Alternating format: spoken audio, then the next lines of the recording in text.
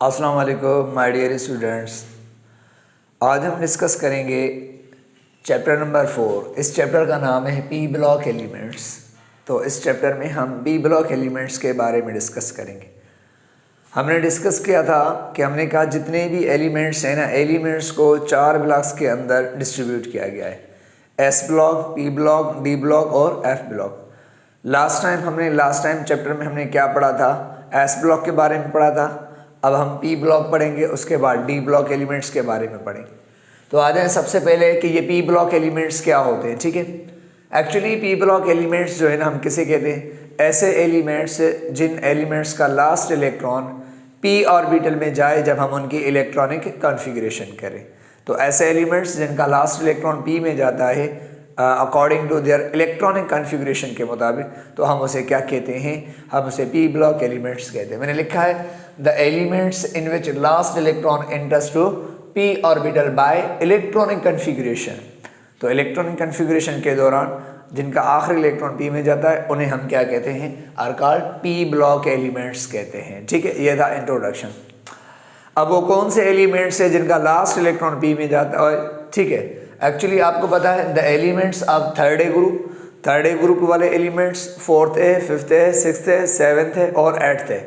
Third A से लेकर 8th ए तक जितने भी एलिमेंट्स है ग्रुप वाले, उनकी अगर आप इलेक्ट्रॉनिक कॉन्फ़िगरेशन करेंगे तो उनका लास्ट इलेक्ट्रॉन ना पी में आता है। तो हम कह सकते हैं कि थर्ड ए से लेकर 8th ए तक जितने भी एलिमेंट्स हैं वो सब पी ब्लॉक एलिमेंट्स कहलाते हैं, क्योंकि उनका आखिरी इलेक्ट्रॉन पी में जाता है। अगर आप इलेक्ट्रॉन कॉन्फ़िगरेशन, अगर आप बोरान की बात करेंगे तो बोरान की अगर इलेक्ट्रॉन कॉन्फ़िगरेशन देखेंगे तो NS2 Np1, तो इनके आखिर में इलेक्ट्रॉन P1 होता है। ठीक है, और इनकी बात करें 4th वालों की Np2, 5th वालों की Np3, 6th वालों की Np4, 7th वालों की Np5 और अगर 8th वालों की बात करें तो Np6, मतलब आखिरी इलेक्ट्रॉन पी में जाता है। तो थर्ड ए से लेकर 8th ए तक जितने भी एलिमेंट्स हैं इनका लास्ट इलेक्ट्रॉन पी में जाता है, तो हम इसलिए इनको पी ब्लॉक एलिमेंट्स कहते हैं या एलिमेंट्स ऑफ पी ब्लॉक कहते हैं। एक्सेप्ट हीलियम, सिवाय हीलियम को छोड़ के। हीलियम रखा पी में गया है लेकिन पी ब्लॉक का नहीं है। अगर आप हीलियम की इलेक्ट्रॉन कॉन्फ़िगरेशन देखेंगे तो हीलियम की इलेक्ट्रॉन कॉन्फ़िगरेशन के बारे में आप जानते हैं। तो हीलियम की अगर आप इलेक्ट्रॉन कॉन्फ़िगरेशन देखेंगे तो इसकी इलेक्ट्रॉन कॉन्फ़िगरेशन 1s2। तो according to its electronic configuration, इस इलेक्ट्रॉनिक कॉन्फ़िगरेशन के मुताबिक अगर आप देखेंगे तो 1s2, तो इस हीलियम का लास्ट इलेक्ट्रॉन किस में एंटर किया आपने? S में। तो हीलियम S ब्लॉक का है, इसका ब्लॉक ऐसे है, लेकिन ये रखा पी में इसलिए गया है कि इसका ग्रुप जो है, जो मैचिंग ग्रुप, वो 8th है। तो ग्रुप की वजह से इसको रखा गया है कि इसकी प्रॉपर्टीज़ जो है ना वो neon, argon, krypton, noble gases के साथ मैच होती है, तो इसीलिए इनको रखा गया है।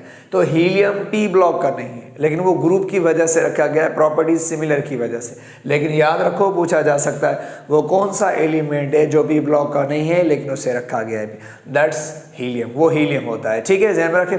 चले, तो मैंने कहा है कि जितने भी थर्ड ए से लेकर 8th ए तक जितने एलिमेंट्स हैं belong P block, except helium. तो हीलियम पी में नहीं आता, वो एस ब्लॉक का होता है। ठीक है, ग्रुप 8th का है लेकिन ब्लॉक पी में नहीं आता, ये एक्सेप्शनल केस है। ठीक है, चलें अब आ जाए, अब हम वही जिस तरह एस ब्लॉक के अंदर ग्रुप टेंट्स पढ़ा था तो हम पी ब्लॉक का भी ग्रुप टेंट्स पढ़ेंगे। ठीक है, ग्रुप टेंट्स के बारे में आपको पता है, प्रॉपर्टीज का वेरी होना टॉप टू बॉटम और लेफ्ट टू राइट, प्रॉपर्टीज़ का इंक्रीज होना या डिक्रीज होना। ठीक है, हम इसे क्या कहते हैं? ग्रुप टेंट्स कहते हैं। तो चले 1 बाय 1 वही बिल्कुल एस ब्लॉक की तरह हम यहाँ पर भी ग्रुप टेंट्स पढ़ेंगे प्रॉपर्टीज़ का। सबसे पहली प्रॉपर्टी है एटॉमिक रेडियस। तो एटॉमिक रेडियस के ग्रुप टेंट पढ़े। अगर हमने कहा एटॉमिक रेडियस तो हम पढ़ चुके हैं। एटॉमिक रेडियस कहते हैं किसी भी एटम में उसके न्यूक्लियस से लेकर उसके आउटर मोस्ट शेल तक जो डिस्टेंस होता है हम उसे क्या कहते हैं? हम उसे एटॉमिक रेडियस कहते हैं। ठीक है, अब एटॉमिक रेडियस के बारे में आपको पता है, एटॉमिक रेडियस किस पे डिपेंड करता है? Atomic radius is directly proportional to atomic size. Atomic size के साथ डायरेक्ट है, मीन्स एटॉमिक साइज अगर बड़ी होगी, एटम की साइज बड़ी होगी, तो हमने कहा कि उसका रेडियस भी बड़ा होगा। सेंटर से लेकर आउटर मोस्ट शेल तक क्या होगा? उसका रेडियस भी ज़्यादा होगा। और एटॉमिक साइज डिपेंड करती है नंबर ऑफ शेल्स पे। शेल जितने शेल ज़्यादा होंगे शेल बढ़ेंगे, अगर नंबर ऑफ शेल बढ़ेंगे तो एटॉमिक साइज भी बढ़ेगी, एटॉमिक साइज बढ़ेगी तो कॉमन सेंस की बात है एटॉमिक रेडियस भी बढ़ेगा। ठीक है, तो एटॉमिक रेडियस किस पे डिपेंड करता है? नंबर ऑफ शेल्स पे। अब ये तो क्लियर हो गया कि किस पे डिपेंड करता है। अब ट्रेंड आपको खुद ही आ जाएगा। वो कैसे? आपने पढ़ा है, हमने कहा हम अगर ग्रुप में जाते हैं टॉप टू बॉटम, किसी भी ग्रुप में, थर्ड हो या फोर्थ हो या फिफ्थ हो, पी ब्लॉक का कोई भी अगर आप ग्रुप उठाएं तो किसी भी ग्रुप में अगर आप टॉप टू बॉटम जाएंगे, ऊपर से अगर आप नीचे जाएंगे तो आपको पता है ऊपर से नीचे जाएंगे ग्रुप में तो शेल बढ़ते हैं। याद रखो, शेल बढ़ेंगे तो हमने कहा एटम की साइज बढ़ेगी, साइज बढ़ेगी तो हम कहेंगे कि रेडियस भी बढ़ेगा एटॉमिक। ठीक है, तो मैंने यही लिखा है कि इन अ ग्रुप के अंदर top to bottom atomic radius increase होता है बिकॉज क्योंकि नंबर ऑफ शेल्स इंक्रीज होते हैं, क्योंकि शेल इंक्रीज होते हैं जिसकी वजह से एटॉमिक रेडियस इंक्रीज होता है। ठीक है, एग्जांपल अगर हम देखें थर्ड ए की बात करें, जैसे बोरान है, ये थर्ड ए ग्रुप की बात कर रहे हैं तो बोरान में कितने शेल होते हैं? 2, के और एल। तो ये शेल इसकी ये साइज है। ठीक है, तो रेडियस यहाँ से लेकर यहाँ तक इसका रेडियस होगा। ठीक है, इसी तरह अगर हम बात करें किसकी, तो यहाँ पर मैं लिख रहा हूँ यहाँ से लेकर यहाँ तक ये इसका रेडियस है। ठीक है, इसी तरह एल्यूमिनियम में 3 शेल्स आते हैं टॉप टू बॉटम, तो बोरान के नीचे एल्यूमिनियम आता है, तो एल्यूमिनियम का एटॉमिक नंबर ज़्यादा तो उसमें शेल ज़्यादा, तो उसमें के भी शेल है, एल भी शेल है और एम, तो 3 शेल है तो हमने कहा शेल ज़्यादा है तो साइज भी ज़्यादा है। हमने कहा अगर ये साइज ज़्यादा है तो इसका रेडियस भी देखो अब ज़्यादा है, तो रेडियस भी इंक्रीज हुआ। उसके बाद एल्यूमिनियम के नीचे गैलियम आता है, गैलियम में शेल कितने होते हैं? 4 शेल होते हैं, तो जिसमें 4 शेल होते हैं तो इसका रेडियस उससे भी बड़ा। ठीक है, तो इसका रेडियस उससे भी बड़ा हो जाएगा, तो रेडियस क्या हो रहा है? Top to bottom, radius top to bottom increase है। इंडियम के अंदर 5 शेल्स होते हैं तो शेल टॉप टू बॉटम बढ़ते हैं। आप किसी भी ग्रुप में जाएंगे तो ऊपर से ये शेल बढ़े, हमने कहा शेल बढ़ेंगे तो रेडियस भी बढ़ जाता है। ठीक है, तो रेडियस का ट्रेंड अगर आप 7 की बात करें तो 7 ग्रुप में भी ऐसा ही होता है। फ्लोरीन की साइज छोटी, 2 शेल होते हैं, उसके नीचे क्लोरीन आता है, क्लोरीन में शेल ज़्यादा होते थी तो साइज बढ़ी, ब्रोमीन में और शेल ज़्यादा होते हैं तो और साइज बड़ी हो जाएगी, आयोडीन में और शेल ज़्यादा होते हैं, आयोडीन की साइज बढ़े। तो आप किसी भी ग्रुप में चाहे थर्ड में जाएं, चाहे फोर्थ में जाएं, चाहे फिफ्थ में जाएं, चाहे 7th में जाएं, टॉप टू बॉटम अगर आप जाएंगे शेल बढ़ते हैं और साइज। तो हम कह सकते हैं कि एटॉमिक रेडियस ऐसी प्रॉपर्टी है एलिमेंट्स की जो कि टॉप टू बॉटम क्या होती है? इंक्रीज होती है, और वो रेगुलर तरीके के साथ इंक्रीज, इसमें कोई एक्सेप्शनल केस नहीं होता। तो ऊपर से नीचे हमेशा एटॉमिक रेडियस इंक्रीज होता है, फिर वो चाहे कोई भी ग्रुप हो, चाहे वो एस ब्लॉक का ग्रुप हो, चाहे वो पी ब्लॉक का ग्रुप हो। ठीक है, ये ज़हन में रख लेना। अब आ जाए, ये तो हो गई ग्रुप की बात। अगर आप पीरियड की बात करें कि पीरियड में इसका ट्रेंड कैसा होगा, कि पीरियड में एटॉमिक रेडियस क्या होगी? इंक्रीज होगा या डिक्रीज? मैंने लिखा है एटॉमिक रेडियस जो पीरियड में, आपको वैसे पता है एस ब्लॉक में हम डीप में डिस्कस कर चुके हैं। हमने कहा जब भी हम पीरियड में जाएंगे तो पीरियड के अंदर याद रखो number of shell remain same रहते हैं, शेल वही रहते हैं। ठीक है, जैसे बोरान है, बोरान के पास 2 शेल होते हैं, के और एल। कार्बन के पास भी 2 शेल होते हैं, सबके पास 2 शेल होते हैं। अगर हम पीरियड की बात करें, यहाँ पर मैंने सेकंड पीरियड के एग्जाम्पल लिया है, आप थर्ड का ले सकते हैं, फोर्थ का ले सकते हैं, डजंट मैटर। ठीक है, इसी तरह अगर आप देखेंगे कि बोरान से अगर आप नियॉन की तरह जाएंगे पीरियड में, लेफ्ट टू राइट जाएंगे, पी ब्लॉक की बात करें तो अगर आप बोरान से अगर कहाँ नियॉन की तरफ जाएंगे तो यहाँ पे क्या होगा कि बोरान जो है, बोरान में 2 शेल्स होते हैं, तो हमने कहा लेफ्ट टू राइट पीरियड में number of shell remain same रहते हैं। ये ज़हन में रख लो, शेल सेम रहते हैं, शेल चेंज नहीं होते। तो फिर क्या चेंज? इलेक्ट्रॉन्स बढ़ते रहते हैं। इसके अंदर क्या होते हैं? इसके के में 2 इलेक्ट्रॉन, एल में कितने होते हैं? मान लो इसके आउटर मोस्ट शेल में कितने? 3, इसके एल में 4 है शेल, 2 के एल, इसके पास भी के और एल, इसके पास भी के एल, शेल से। तो हम कहेंगे लेफ्ट टू राइट जाएंगे तो शेल सेम रहेंगे, तो आपके माइंड में ये बात आएगी कि सर अगर शेल सेम रहते हैं तो साइज भी सेम रहेगी। नहीं, लेकिन ऐसा नहीं है।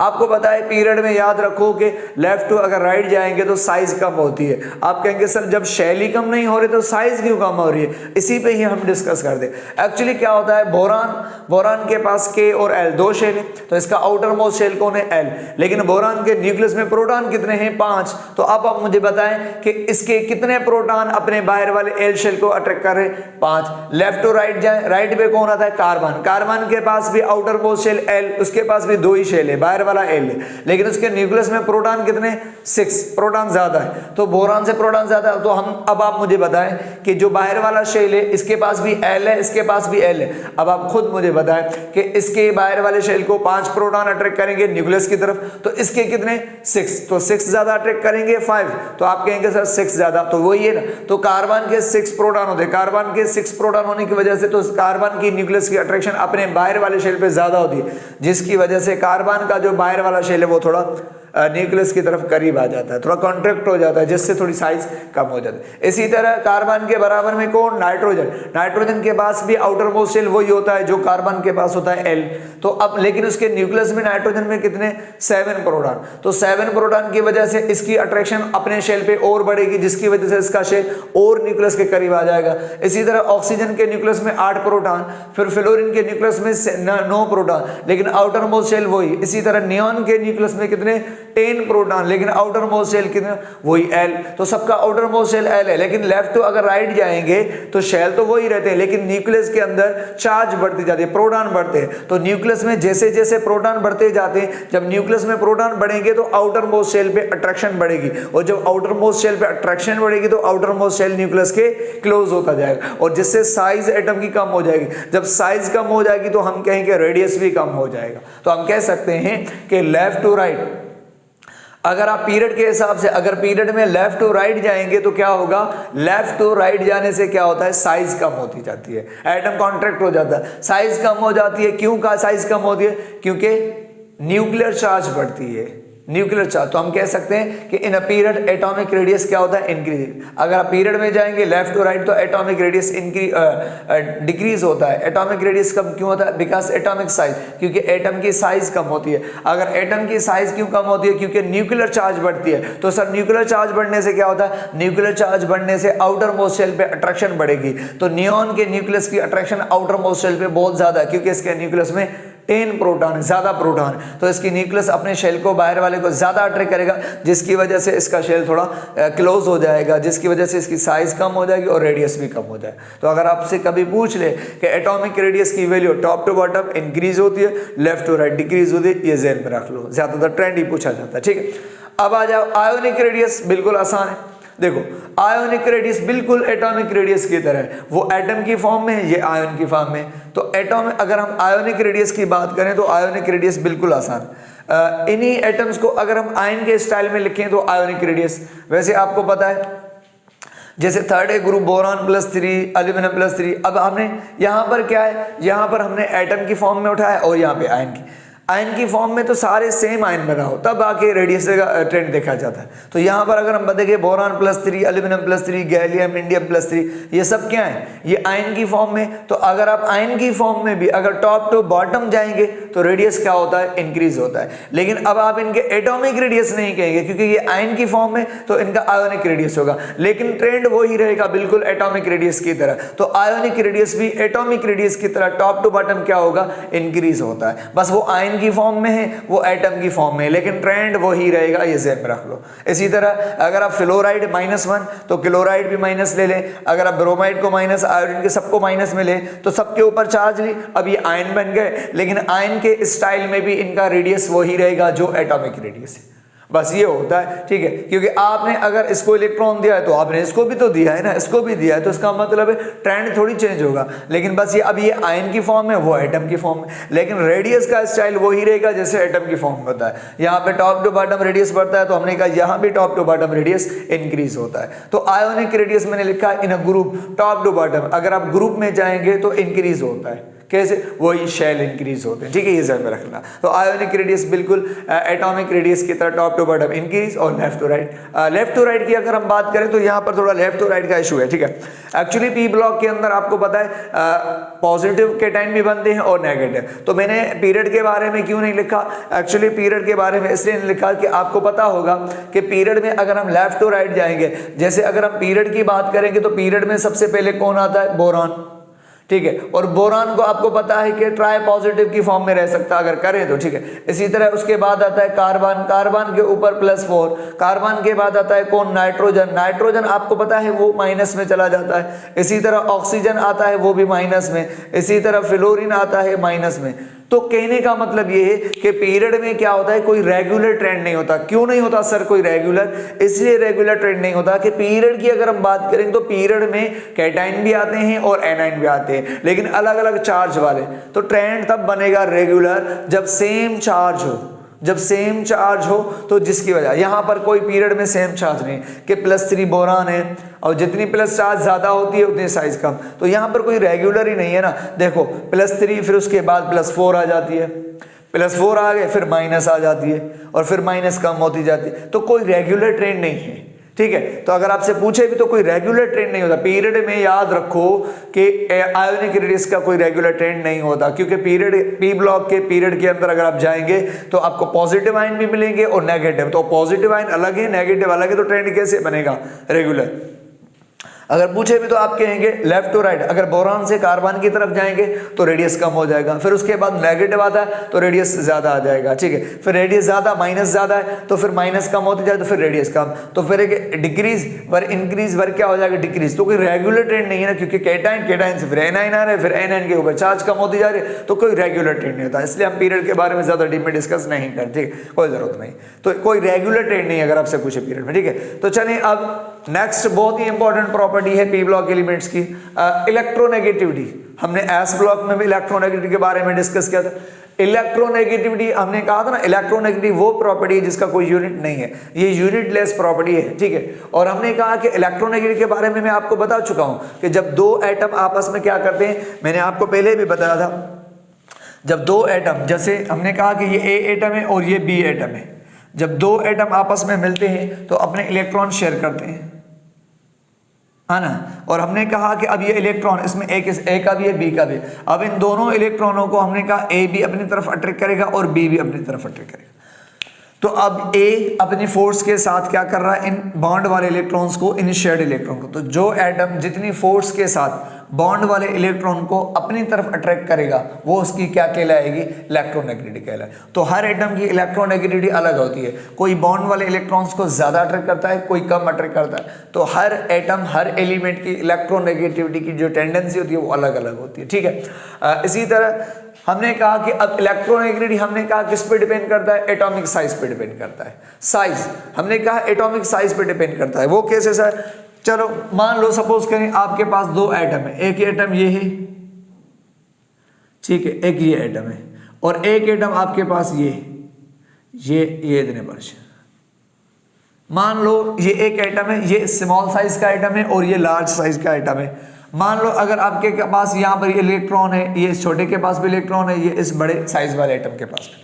अब इन्होंने ये क्या किए, दो इलेक्ट्रॉन से इन्होंने शेयर कर ली। मान लो सपोज करें अब ये दो इलेक्ट्रॉन है इस लार्ज एटम और स्मॉल एटम के दरमियान में शेयर्ड है। अब आप मुझे बताओगे कि ये जो शेयर्ड इलेक्ट्रॉन्स हैं, ये दोनों इलेक्ट्रॉन शेयर्ड है, अब इन इलेक्ट्रॉनों को ये स्मॉल साइज वाला एटम भी अपनी तरफ अट्रैक्ट कर रहा है और लार्ज साइज वाला भी अट्रैक्ट कर रहा है, ठीक है। इस तरीके से ये भी अट्रैक्ट कर रहा है, वो भी। मुझे आप बताएं कि इन शेयर्ड वाले इलेक्ट्रॉन, इन बॉन्ड वाले इलेक्ट्रॉनों को ज्यादा अट्रैक्ट कौन करेगा? आप कहेंगे सर स्मॉल साइज वाला। क्यों?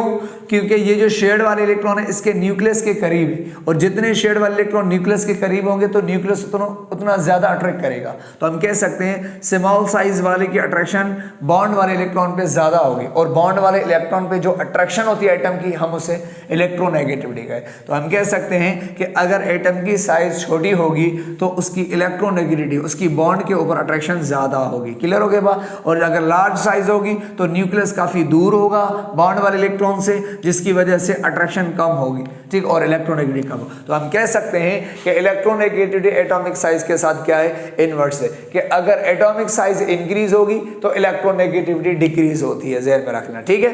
तो अब पता चल गया आपको एटॉमिक साइज के साथ क्या है, ये इनवर्स है। तो इसका मतलब है एटॉमिक साइज के बारे में, मतलब अभी अभी आपने पढ़ा एटॉमिक रेडियस के बारे में।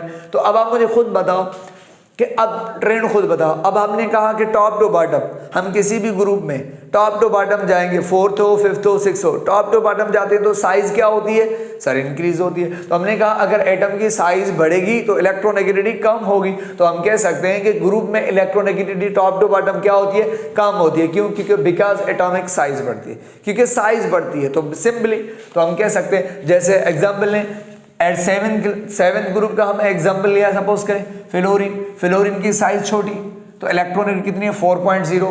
इसी तरह टॉप टू बॉटम जाएंगे, उसके बाद क्लोरीन की साइज कितनी बड़ी है, तो हमने कहा इलेक्ट्रॉनिटी देखो कम है 3.0।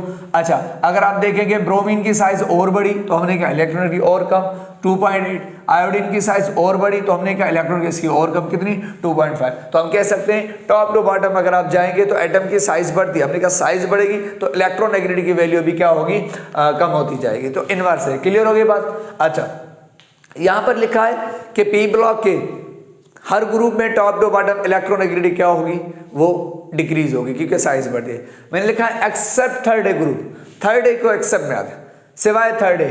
थर्ड ए ऐसा ग्रुप है, थर्ड ए के अंदर अगर आप थर्ड ए ग्रुप में टॉप टू बॉटम जाएंगे तो जो इलेक्ट्रोनेगेटिविटी की वैल्यू है ना, वो रेगुलर तरीके के साथ इंक्रीज नहीं होती और ना ही डिक्रीज, मन रेगुलर ट्रेंड नहीं। अगर कभी आपसे पूछ ले कि इलेक्ट्रोनेगेटिविटी का जो ट्रेंड है वो थर्ड ए ग्रुप में top to bottom group trend कैसा होता है, इंक्रीज या डिक्रीज या रिमेन सेम या रेगुलर ट्रेंड, तो आप क्या कहेंगे कि थर्ड ए ग्रुप में टॉप टू बॉटम इलेक्ट्रोनेगेटिविटी का ट्रेंड रेगुलर नहीं होता, इरेगुलर होता।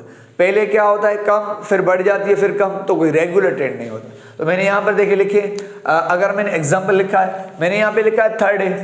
अगर मैं थर्ड ए की बात करूं तो थर्ड ए में देखो बोरान, सबसे पहले बोरान है, तो बोरान की साइज बहुत छोटी, ठीक है हमने, तो बोरान की इलेक्ट्रोनेगेटिविटी 2.0 2.40 होता है, ठीक है। अच्छा, बोरान के बाद कौन आता है, बोरान के बाद कौन आता है, बोरान के बाद सर एल्यूमिनियम आता है। तो आपने एल्यूमिनियम लिखा नहीं लिखा, आपने बोरान के बाद क्या लिखा है, थैलियम। तो कहने का मतलब है कि बोरान के बाद इलेक्ट्रोनेगेटिविटी किसकी आनी चाहिए, साइज के हिसाब से अगर हम देखें तो वो एल्यूमिनियम की आनी चाहिए। लेकिन हमने कहा बोरान के बाद जो इलेक्ट्रोनेगेटिविटी आती है वो थर्ड ए में किसकी आती है, थैलियम की आती है 1 पॉइंट। थैलियम हमने कहा तो एल्यूमिनियम कहाँ गया सर, एल्यूमिनियम की इलेक्ट्रोनेगेटिविटी ना थैलियम, गैलियम और इंडियम इन सब से कम हो जाती है और जाके लास्ट में चली जाती है, ये सबसे इंपॉर्टेंट। अब आप मुझसे पूछेंगे सर ऐसा क्यों है कि बोरान के बाद एल्यूमिनियम की बजाय थैलियम की इलेक्ट्रोनेगेटिविटी आ रही है। तो थैलियम, गैलियम और इंडियम इनकी इलेक्ट्रोनेगेटिविटी किससे, एल्यूमिनियम से ज्यादा हो जाती है। उसकी वजह क्या है, उसकी वजह यहां पर मैंने लिखी है। मैं अगर आपको यहां से समझाऊं तो ठीक है, जैसे गैलियम का एग्जांपल दूं तो अगर हम बात करें कि गैलियम की इलेक्ट्रोनेगेटिविटी एल्यूमिनियम से ज्यादा क्यों है, ठीक है, हालांकि गैलियम की साइज बड़ी है, तो हमने कहा जिसकी साइज बड़ी होगी तो उसकी इलेक्ट्रोनेगेटिविटी कम होगी। लेकिन यहाँ पर क्या है कि थैलियम, गैलियम और इंडियम इनकी साइज बहुत बड़ी है, एल्यूमिनियम से अगर ज्यादा साइज है तो फिर आप मुझे बताओ कि थैलियम की तो साइज अपने ग्रुप में सबसे बड़ी है। तो हमने कहा जब थैलियम की साइज बड़ी है तो सर इलेक्ट्रोनेगेटिविटी इसकी कम होनी चाहिए, लेकिन आपने तो इसकी इलेक्ट्रोनेगेटिविटी ज्यादा लिखी है। क्यों, थैलियम में ऐसी क्या खास बात है जो इसकी इलेक्ट्रोनेगेटिविटी ज्यादा हो गई सबसे और जाके सेकंड नंबर पे आ जाती है, यही वजह है। अब मैं आपको बताऊं इसका शील्डिंग इफेक्ट का मसला होता है। क्या इसका शील्डिंग इफेक्ट, वो कैसे, आपके बारे में आपको पता है कि गैलियम होता है, जैसे गैलियम है ना, आपको पता है ये गैलियम की अगर हम इलेक्ट्रॉनिक कॉन्फ़िगरेशन देखें, आपको पता है गैलियम का एटॉमिक नंबर होता है 31, इसकी electron configuration 1s 2 2s 2 2p 6 3s 2 और 3p 6। 3p के बाद ना मैं लिख रहा हूँ 3d लिख रहा हूँ फिलहाल, वैसे तो 4s पहले भरेंगे, मैंने 4s को बाद में रख रहा हूँ समझाने। मान लो ये 4s, उसके बाद मैंने 3d भरा, तो कितने हो गए 4s तो कितने 20 और 3d उसके बाद मैंने भरा तो कितने हो गए ये 30 के बाद आता है, फिर उसके बाद 4p ये बन जाएगा 1 हो जाएगा, ठीक है। ये गैलियम की इलेक्ट्रॉन कॉन्फ़िगरेशन है। अब आपको पता है ये जो 4s और 4p वाले इलेक्ट्रॉन है ना, ये आउटर मोस्ट शेल वाले इलेक्ट्रॉन, और जब भी एटम किसी के साथ इलेक्ट्रॉन शेयर करता है तो वो आउटर मोस्ट शेल वाले करता है। तो गैलियम जब भी शेयर करेगा तो आउटर मोस्ट शेल वाले इलेक्ट्रॉन शेयर करेगा, कौन से 4s और 4p। अब मुझे बताओ इसके अपने आउटर मोस्ट शेल वाले की जो अट्रैक्शन है वो अपने न्यूक्लियस के साथ है या नहीं है? आप कहेंगे है। अब आप मुझे बताओ तो सर गैलियम में ऐसी क्या खास बात है कि इसकी इलेक्ट्रोनेगेटिविटी एल्यूमिनियम से भी ज़्यादा हो जाती है? इसकी वजह ये होती है कि गैलियम जब भी गैलियम की अट्रैक्शन अपने आउटर मोस्ट शेल इलेक्ट्रॉनों पे होती है, बिल्कुल होती है, क्योंकि शेयरिंग तो यही करेगा ना। तो अगर अकेले में भी अट्रैक्शन जितनी है तो शेयरिंग के दौरान भी तो तकरीबन वही होगी। तो बात एक ही है कि जिस एटम की आउटर मोस्ट शेल वाले जो इलेक्ट्रॉन है उन पे अट्रैक्शन जिस एटम की ज़्यादा होगी तो हम कहेंगे वो शेयरिंग के दौरान भी ज़्यादा अट्रैक्शन करेगा। तो हमने कहेंगे शेयरिंग के दौरान ज़्यादा अट्रैक्शन, तो हम कहेंगे उसकी इलेक्ट्रोनेगेटिविटी भी ज़्यादा होगी। तो गैलियम की इलेक्ट्रोनेगेटिविटी ज़्यादा क्यों है? एक्चुअली अगर आप देखें कि ये जो गैलियम है, गैलियम के न्यूक्लियस में कितने प्रोटॉन होते हैं? गैलियम के न्यूक्लियस में 31 प्रोटॉन होते हैं। कितने? 31 प्रोटॉन। और अब आप मुझे बताओ कि गैलियम जब अपने आउटर मोस्ट शेल वालों को अट्रैक्ट करेगा, गैलियम अपने आउटर मोस्ट शेल वालों को जब अट्रैक्ट करेगा तो लेकिन उसके बराबर में कौन आ रहा है? उसके बराबर में कौन आ रहा है? 3d आ रहा है। और आपको पता है कि जो d वाले इलेक्ट्रॉन्स होते हैं ना वो शील्ड कम करते हैं। शील्डिंग इफेक्ट के बारे में मैंने आपको बताया कि शील्डिंग इफेक्ट क्या होता है। आप शील्डिंग इफेक्ट के बारे में बहुत अच्छे तरीके से जानते हैं, ठीक है। तो शील्डिंग इफेक्ट की अगर हम बात करें तो शील्डिंग इफेक्ट कितना होता है, कैसे होता है? आपको पता है, मैंने बताया था कि ये एक न्यूक्लियस होता है और न्यूक्लियस के बाहर ये शेल होते हैं। के शेल मान लो, ये एल शेल और ये एम शेल होता है, ठीक है। आपको पता है कि ये के शेल होता है, ये के शेल है, ये एल शेल है और ये एम शेल है। आपको पता है कि ये जो बाहर वाले शेल इलेक्ट्रॉन्स है इसके अंदर इलेक्ट्रॉन्स होते हैं इनर, ठीक है, ये इनर इलेक्ट्रॉन्स है जैसे। और यहाँ पर देखें अब होता क्या है शील्डिंग इफेक्ट, मैंने आपको कहा था ना कि किसी भी एटम में जो इंटरनल इलेक्ट्रॉन्स होते हैं, अंदरूनी शेल वाले, ठीक है, इनर शेल वाले जो इलेक्ट्रॉन्स होते हैं, जैसे यहाँ पर इनर शेल वाले कौन है?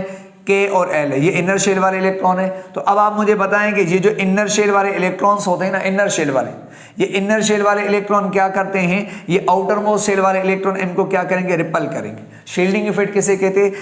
इनर शेल वाले इलेक्ट्रॉनों का बाहर वाले शेल वाले इलेक्ट्रॉनों को रिपल करना, ठीक है। दो काम करते हैं, एक तो ये बाहर शेल वाले इलेक्ट्रॉनों को रिपल करेंगे, सेम चार्ज की वजह से रिपल करेंगे, ठीक है। दूसरा क्या करेंगे कि ये जो इनर शेल वाले इलेक्ट्रॉन ना, ये न्यूक्लियस की अट्रैक्शन को कवर कर लेते हैं, ये न्यूक्लियस की अट्रैक्शन को कवर कर लेते हैं। और इस कवरिंग से क्या हो जाता है? न्यूक्लियस की अट्रैक्शन बाहर वाले शेल पे अट्रैक्शन क्या हो जाएगी? कम हो जाए। तो क्या करते हैं ये इनर शेल वाले इलेक्ट्रॉन? एक तो बाहर शेल वाले इलेक्ट्रॉनों को रिपल करते हैं और दूसरा इस न्यूक्लियस की अट्रैक्शन को कवर कर लेते हैं, ठीक है। जिससे क्या होता है? आउटर मोस्ट शेल जो इलेक्ट्रॉन होते हैं उन पे न्यूक्लियस की अट्रैक्शन कम हो जाती है। और इसका अट्रैक्शन कम हो जाती है तो आपको पता है कि वो थोड़ा दूर भी चला जाता है, तो अट्रैक्शन कम, तो इलेक्ट्रोनेगेटिव कम हो जाता है। तो यहाँ पर भी ऐसा है। लेकिन अब आपको पता है ये जो शेल है ना, इन शेलों में क्या होते हैं? आपको पता है ना, शेल्स के अंदर क्या होते हैं? शेल के अंदर सब शेल होते हैं। फिर उन सब शेल्स के अंदर आपको पता है यहाँ इसके अंदर क्या होते हैं? सब शेल्स। शेल्स के अंदर क्या होते हैं? सब शेल। और सब शेल के बारे में आपको पता है एस, पी, डी और एफ, ये सब शेल्स होते हैं। और इन सब शेल्स में हमने कहा क्या होते हैं? इलेक्ट्रॉन्स होते हैं। तो अब आप मुझे बताओ कि जो इनर है या एस में इलेक्ट्रॉन्स है, पी है। लेकिन याद रखो सबसे इंपॉर्टेंट पॉइंट, आपको पता है कि कौन से सब शेल के इलेक्ट्रॉन ज्यादा शील्ड करते हैं, मीन्स ज्यादा रिपल करते हैं बाहर वालों को और ज्यादा न्यूक्लियस के अट्रैक्शन को कवर करते हैं। ये कौन करते हैं? इलेक्ट्रॉन एस वाले। तो हम यहां पर लिख सकते हैं, तो शील्डिंग इफेक्ट सबसे ज्यादा अगर मैं बात करूं तो मैं यहां लिख रहा हूं कि जो शील्डिंग इफेक्ट है, ये शील्डिंग इफेक्ट, इसको हम स्क्रीनिंग इफेक्ट भी पढ़ते हैं, ठीक है। तो शील्डिंग इफेक्ट सबसे ज्यादा किसका होता है? सबसे ज्यादा शील्डिंग इफेक्ट एस वालों का होता है, उसके बाद पी, उसके बाद डी, उसके बाद एफ होता है। बस ये ज़हन में रख लो। तो सबसे ज्यादा शील्डिंग इफेक्ट एस वालों का होता है, मतलब जो एस वाले इलेक्ट्रॉन होते हैं ना वो सबसे ज्यादा शील्ड करते हैं। पी वाले कम शील्ड करेंगे, डी वाले उससे भी कम शील्ड करेंगे। इसी तरह जो एफ होता है ना, तो एफ की शील्डिंग इफेक्ट भी क्या होगा? उससे क्या होगा? उससे कम होगा, ठीक है। तो शील्डिंग इफेक्ट की बात करें तो हमने कहा जो डी वाले इलेक्ट्रॉन्स होते हैं ना वो कम शील्ड करते हैं। क्या करते हैं? कम शील्ड। एफ वाले तो बिल्कुल कम शील्ड करते हैं। तो यहां पर भी यही इसका रीजन है कि गैलियम के अंदर, अब गैलियम जब उसका न्यूक्लियस जब क्या करेगा 4s और 4p की अट्रैक्ट करेगा अपने आउटर मोस्ट शेल को। तो उसके बराबर में कौन है, उसके बराबर में 3d इलेक्ट्रॉन होते हैं ना, और हमने कहा कि जो d वाले इलेक्ट्रॉन है वो आउटर मोस्ट को क्या करेगा, वो रिपेल कम करेगा, मतलब कि ये शील्ड कम करता है। तो ये जो d वाले इलेक्ट्रॉन्स होते हैं ना, ये d वाले, ये शील्ड कम करते हैं। ये जब शील्ड कम करेंगे मतलब जब ये रिपेल और क्या करेंगे, ये शील्ड, तो जब ये शील्ड कम करेंगे तो क्या होगा कि इसके न्यूक्लियस की अट्रैक्शन, हमने कहा ना, तो जो 4s और 4p जो आउटर मोस्ट शेल वाले इलेक्ट्रॉन है उनके बराबर में जो 3d वाले इलेक्ट्रॉन है वो शील्ड कम करते, रुकावट कम करेंगे। हमने कहा जब 3d इलेक्ट्रॉन शील्ड कम करेंगे तो न्यूक्लियस की अट्रैक्शन आउटर मोस्ट शेल पे क्या हो जाएगी, ज्यादा हो जाएगी। तो d की कम शील्डिंग की वजह से न्यूक्लियस की अट्रैक्शन आउटर मोस्ट शेल वाले इलेक्ट्रॉन पे ज्यादा हो जाएगी, शेयरिंग के दौरान भी ज्यादा होगी, तो हम कहेंगे इलेक्ट्रोनेगेटिविटी भी ज्यादा हो। तो गैलियम की इलेक्ट्रोनेगेटिविटी ज्यादा इसलिए कि गैलियम के अंदर जो आउटर मोस्ट शेल के बराबर में d इलेक्ट्रॉन होते हैं तो उनकी शील्डिंग इफेक्ट क्या होता है, उनका शील्डिंग इफेक्ट बहुत कम होता है। तो इसकी शील्डिंग इफेक्ट d की कम होने की वजह से क्या होता है, तो अट्रैक्शन ज्यादा। तो मैंने लिखा है गैलियम की शील्डिंग इफेक्ट की वजह due to poor shielding effect of d, तो इसके d ऑर्बिटल के शील्ड कम वजह से तो इसकी न्यूक्लियस की अट्रैक्शन आउटर मोस्ट पे बहुत ज्यादा, इतनी ज्यादा हो जाती है एल्यूमिनियम और इंडियम से भी ज्यादा हो जाती है। ठीक है, इसी तरह थैलियम का भी यही केस है, लेकिन आपको पता है थैलियम के बारे में भी क्या यही केस है कि अगर हम बात करें थैलियम, तो थैलियम का एटॉमिक नंबर 81 होता है। तो थैलियम के अंदर 81 प्रोटॉन्स होते हैं। कितने होते हैं, 81 प्रोटॉन। लेकिन थैलियम की अगर हम बात करें ना, थैलियम, तो थैलियम की अगर हम बात करें तो यहां पर देखोगा 6s2 और 6p होगा मिसाल है, तो इसके आउटर मोस्ट शेल है। लेकिन इसके जो बराबर में होते हैं ना वो 4f भी होते हैं और यहां पर 5d, ये 5p है सॉरी, ठीक है, तो ये 5p होता है, ठीक है, मान लो ऐसे, ठीक है, तो 5p। लेकिन थैलियम के केस में क्या होता है कि थैलियम जब थैलियम का न्यूक्लियस आउटर मोस्ट शेल पे अट्रैक्शन करता है तो उसके बराबर में कौन आता है, उसके बराबर में 4f और 3d क्यों आता है। और आपको पता है 4f 3d, तो आपको पता है f की शील्डिंग इफेक्ट और शील्डिंग इफेक्ट f का और क्या होगा, कम होगा। तो f और d का शील्डिंग इफेक्ट और कम होगा, तो शील्डिंग इफेक्ट और कम होगा, तो हमने कहा कि इसकी न्यूक्लियस की अट्रैक्शन और ज्यादा होगी। तो यहां पर f और d की शील्डिंग इफेक्ट कम होने की वजह से क्या होगा कि इसकी अट्रैक्शन 6s2 और 5p पे बहुत ज्यादा अट्रैक्शन की वजह से इसकी इतनी अट्रैक्शन हो जाती है आउटर मोस्ट पे कि इनकी इलेक्ट्रोनेगेटिविटी एल्यूमिनियम गैलियम और सबसे ज्यादा हो जाते हैं 1.9। तो इसमें due to poor shielding effect of f की कम शील्डिंग, कम रुकावट की वजह से इसके न्यूक्लियस की अट्रैक्शन आउटर मोस्ट पे ज्यादा हो जाए, जिसकी वजह से इलेक्ट्रॉन ज्यादा हो जाती है। ठीक है, अच्छा, पीरियड में वो ही रहेगा। हमने कहा पीरियड में इलेक्ट्रोनेगेटिविटी क्या होगी, इंक्रीज, क्योंकि साइज डिक्रीज होती है और न्यूक्लियर चार्ज। पीरियड में कोई एक्सेप्शनल केस नहीं। बोरान की साइज बड़ी है तो बोरान की साइज बड़ी, हमने कहा साइज के साथ इनवर्स है, तो लेफ्ट टू राइट साइज क्या होती है, कम, साइज कम तो इलेक्ट्रोनेगेटिविटी ज्यादा। तो पीरियड में अगर आप देखेंगे तो बोरान की साइज ज्यादा तो इलेक्ट्रोनेगेटिविटी कम 2.0। हमने कहा कार्बन की साइज कम तो इलेक्ट्रोनेगेटिविटी देखो ज्यादा हो जाएगी 2.5। साइज और नाइट्रोजन की कम तो इलेक्ट्रोनेगेटिविटी 3 तो साइज कम 3 पॉइंट, ठीक है, तो साइज और कम हो जाएगी तो 3.5। इस तरीके से फ्लोरीन की साइज और कम तो 4.0 इसकी इलेक्ट्रोनेगेटिविटी। तो अब आप मुझे बताओ कि इलेक्ट्रोनेगेटिविटी लेफ्ट टू राइट अगर आप जाएंगे तो साइज क्या होती जाती है, साइज कम होती जाती है, तो इलेक्ट्रोनेगेटिविटी की वैल्यू बढ़ती जाती है। ठीक है, पीरियड में कोई एक्सेप्शन है, तो हम कह सकते हैं पीरियड में इलेक्ट्रोनेगेटिविटी इंक्रीज होती है। क्यों, क्योंकि साइज कम होती है और न्यूक्लियर चार्ज बढ़ती है, जिससे क्या होगी, इलेक्ट्रोनेगेटिविटी वैल्यू बढ़ जाती है। तो सबसे ज्यादा इलेक्ट्रोनेगेटिविटी इसकी फ्लोरीन की अगर आप देखें, ठीक है, 0.5 ऐड करते जाएं ये वैल्यू अगर आपको, ठीक है, तो इलेक्ट्रोनेगेटिविटी लेफ्ट टू राइट क्या होती है, इंक्रीज होती है, क्योंकि साइज डिक्रीज होती है। ठीक है, तो ये था, तो ये 3 प्रॉपर्टीज सीपी ब्लॉक। इंशाल्लाह फिर हम नेक्स्ट लेक्चर में ना हम और प्रॉपर्टीज का ट्रेन पढ़ेंगे। ठीक है, थैंक यू वेरी मच।